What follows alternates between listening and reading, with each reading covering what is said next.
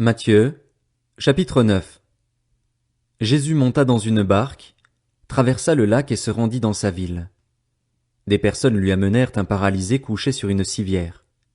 Voyant leur foi, Jésus dit au paralysé, « Prends courage, mon enfant, tes péchés te sont pardonnés. » Alors, quelques spécialistes de la loi se dirent en eux-mêmes, « Cet homme blasphème. » Mais Jésus connaissait leurs pensées. Il dit, « Pourquoi avez-vous de mauvaises pensées en vous-même? En effet, qu'est-ce qui est le plus facile à dire? Tes péchés te sont pardonnés? Ou lève-toi et marche?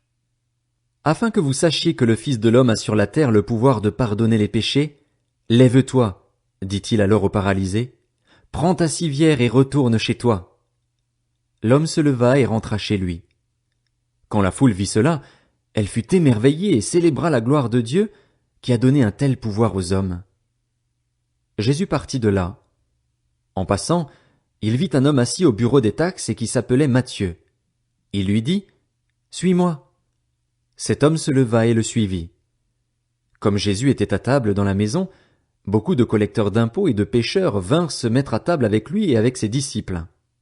Les pharisiens virent cela et dirent à ses disciples, « Pourquoi votre maître mange-t-il avec les collecteurs d'impôts et les pécheurs? » Mais Jésus, qui avait entendu, leur dit, « Ce ne sont pas les bien portants qui ont besoin de médecins, mais les malades.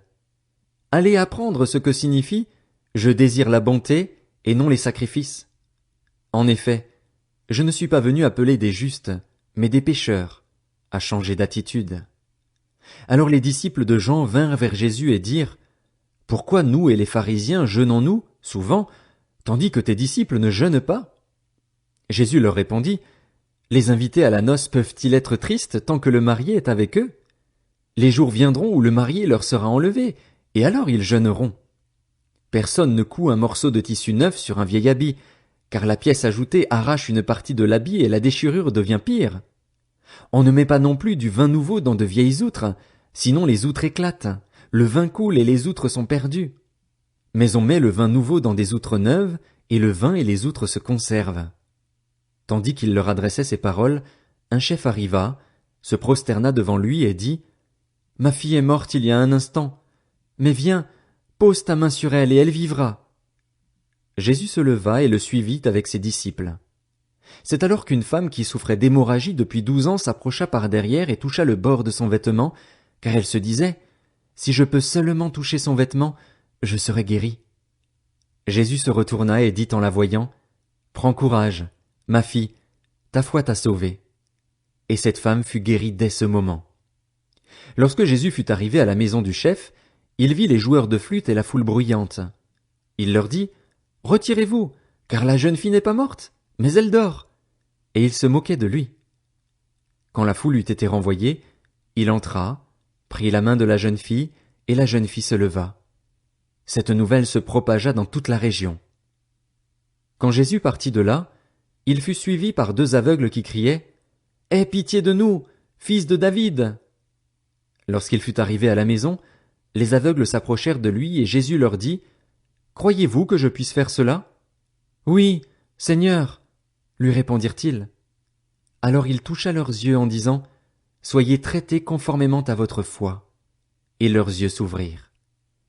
Jésus leur recommanda avec sévérité, « Faites bien attention que personne ne le sache. » Mais, à peine sortis, ils parlèrent de lui dans toute la région.